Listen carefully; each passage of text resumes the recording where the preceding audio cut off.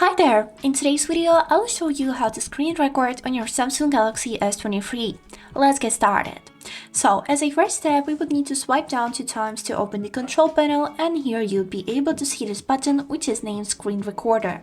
So, by clicking on it, we will get this notification on our screen in which you can see the description, and here we also can choose sound. So if we will select none, the screen record will be just silent. On the media, you will hear only sounds that are happening on your phone, and media and mic is the sounds from your phone and also your voice if you are talking.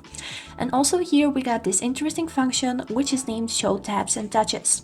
So basically on the screen record will appear a little white circle which will show where you have tapped. So now we can click on this button Start Recording, and in 3 seconds we'll start the record.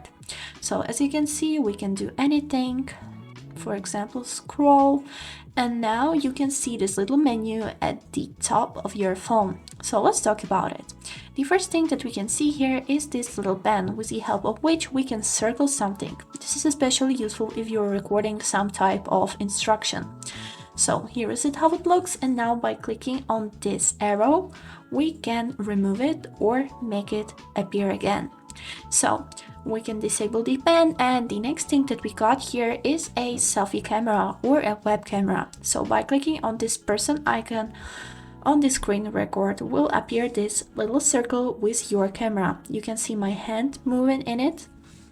Now let's disable it again, and these 2 lines that we can see here next is a pause button. If we will click on it, the screen record will pause.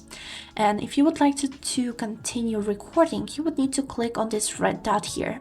And to end a screen record, simply click on this square icon.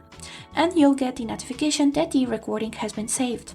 Now let's take a look on it in our gallery.